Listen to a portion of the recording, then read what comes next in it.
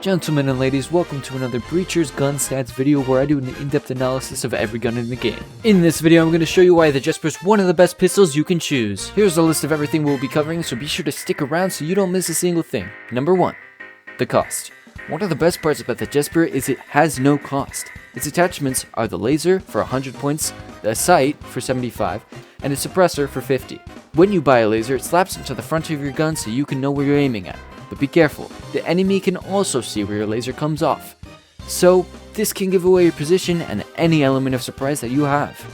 The red dot or holographic sight is put onto the top of your gun. However, just as a normal gun, your bullet will not go directly to the reticle, but slightly under it. So be sure to take that in mind when you take aim. The suppressor will not only reduce the sound of the Jesper's firing, but it also gets rid of all muzzle flash, so you can keep your enemy trained behind your sights at all times. Overall, the Jesper is by far the cheapest item option you can choose. Number 2. The grip. The Jesper has what I'm going to call a pistol type grip. This indicates that you can grip the pistol with your offhand for better stabilization and handling without having to keep your hand on the gun. This allows your offhand to stabilize your firing hand whichever way you prefer. Number 3. Ammo count. Due to the fact that the Jesper does not have an extended mag, its maximum ammo count is going to be 12. You also have an extra 36 shots after your initial 12. Number 4. Recoil.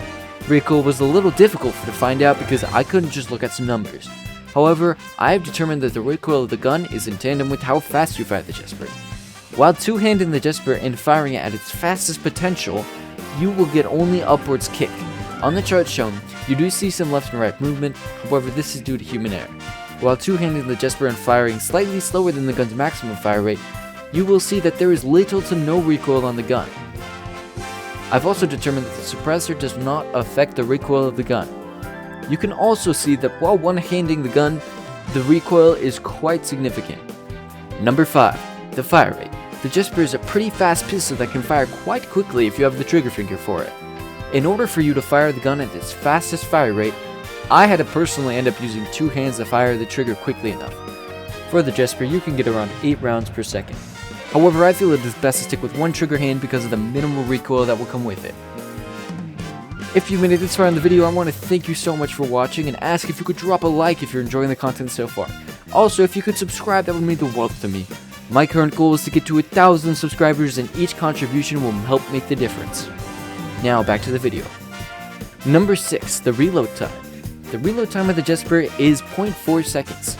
This makes it one of the fastest reload times for the pistols. Number 7. The damage. For close quarters combat, the Jesper does 20 damage to the chest, 60 damage to the head, and 17 damage to the limb. While shooting through a wall, it does 20 damage to the chest, 30 damage to the head, and 9 damage for the limb. When firing the Jesper at range, you'll only see a couple points come off of that damage. Its overall time to kill is about 0.5 seconds. I'm gonna have to give a shout out to the Saxomophonist for putting together this amazing chart that I'm using for the numbers. If it weren't for this chart, I'd be having to do a lot more testing. So after the video, go check them out. Lastly, number 8, the range. From my experience, the Jesper is best at short to medium ranges due to the fact that it's easier to shoot someone in the head from close up. Oftentimes, when using the Jesper, you will get owned by anyone with a non-pistol gun. For medium ranges, you're gonna have to do some pistol whip training in order to hit those headshots. I personally have to either be sneaky or lucky to get a kill at these ranges. Overall, I would say that the Jesper is a fantastic choice of a secondary weapon, especially if you're trying to keep it cheap. I've seen others only use a Jesper for a round with the specific purpose of keeping their points for the next round. With that, I want to thank you guys for watching and invite you to check out the other gun stat videos when they come out. Comment any questions and take care.